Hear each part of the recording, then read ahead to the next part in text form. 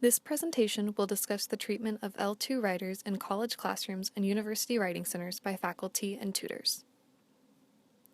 While the goal of second language acquisition is to achieve near-native abilities in reading and writing, we as educators should keep in mind that L2 writers will, more likely than not, have a difference in writing style, including but not limited to differences in diction, syntax, and use of rhetorical elements. Instead of viewing these differences as deficiencies that are to be corrected immediately, we as educators should give our L2 writers the same ownership of their works that we give to L1 writers, allowing them to decide for themselves if they want to conform to traditional English writing styles or keep their unique style of writing that combines both their native writing style and writing styles that they have formed through acquiring English as a second language. In order to understand the experiences of L2 writers in university settings, it is important to both look at research and hear directly from L2 students. In the next few minutes, we'll both see what the research says about L2 writers and hear directly from a Brazilian international student studying here at KU. First of all, it is important to acknowledge that the goal of second language acquisition is to achieve native or near-native fluency in the target language. In Understanding ESL Writers, Ilana Leckie argues that beyond a certain level of proficiency in English writing, it is not the student's text that need to change. Rather, it is the native-speaking readers and evaluators, particularly in educational institutions, that need to learn to read more broadly, with a more cosmopolitan and less parochial eye. Keeping in mind Leckie's thoughts on the need for changing educator perspectives, I asked my Brazilian roommate, Leticia, what do you see the purpose of learning a second language to be? What is your personal end goal? Okay, so specifically for my career, I really want to achieve native fluency. Do you think it is possible to achieve a native fluency as an English language learner? Yes, absolutely. It takes a lot, in writing specifically, it takes a lot of reading to do so. Leckie tends to disagree with Leticia, saying that L2 students may never become indistinguishable from a native speaker, and it is unclear why they should be. So while both international students and educators may agree that the goal of learning a second language is to achieve as near native fluency as possible, there may be, Leckie suggests, a point where educators cannot expect L2 students to completely adhere to standard American English. In these instances, it is important to respect students' linguistic diversity. Something important to consider when discussing Leticia specifically is that because she is studying journalism, it is important to note that she and her professors are much more similar to assimilationists than most faculty and university communities because of the very nature of journalism.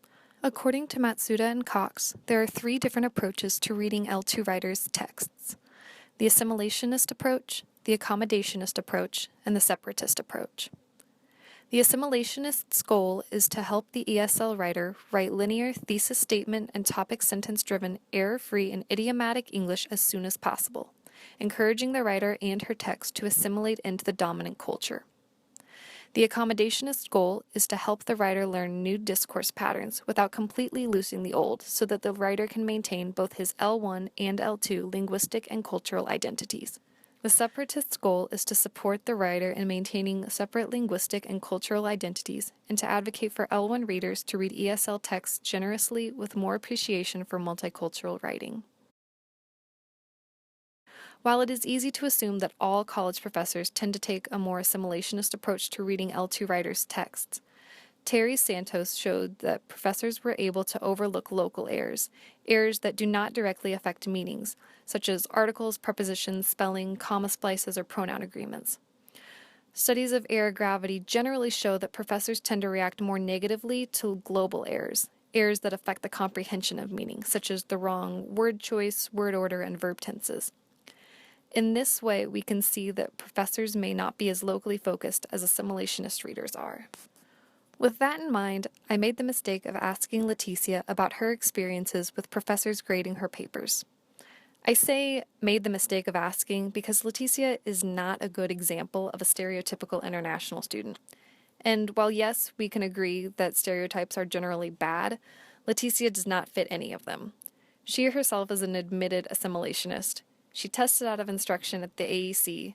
She has already said that she believes that achieving native fluency is possible, a topic that many international students would disagree with her on. She will soon tell you herself that she gets marked down on local issues because there are so few global issues in her writing. Yes, she does have a bit of an ego. Her ego aside, though, I did ask whether her experiences with professors, both in the School of Journalism and outside of the School of Journalism, tended to focus more on local issues like grammar and mechanics of English, or on more global issues like word choice, word order, and verb tense. So the way that my papers are graded in journalism, my journalism classes and my non-journalism classes is very different. The main reason for that, it's because in journalism, it's expected from all the students that they will write in a native speaker way. In my non-journalism classes, my professors are very much so more ambiguous than my journalism classes because writing style changes a lot across people, but they usually tend to correct me on differences in grammar differences from Portuguese and English. I tend to write really well, but I have to seek that, and it's a partnership between me and my professors. Let's consider now one of my consultations from this semester. This consultation involved working with an international student very different from Leticia.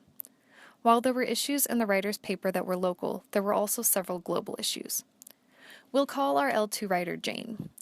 Jane was having a particularly hard time with word order, specifically noun-adjective placement, because this was in addition to several local issues. However, these local issues did not impede comprehension, so it made no sense to discuss differences that were not hindering to the comprehensibility of the writing. Thus, I took a more accommodationist approach, seeking to clarify when necessary, but also respecting cultural differences and seeking to preserve linguistic and cultural identities when possible. But what does all of this mean? Well, according to research and experiences of students like Jane, educators need a shift in our perspective. For so long, we have viewed differences in L2 writers' texts as deficiencies that are to be corrected with little consideration for the author's cultural and linguistic diversities, wanting only to help them achieve that native status of second language acquisition. However, instead of immediately viewing L2 writers' works as needing to be fixed, we as educators must afford them the same privileges given to L1 writers when we find differences in their writing, not as deficiencies to be corrected, but as differences to be considered. In this way, L2 writers have the same opportunity as L1 writers have in their complete ownership over their texts.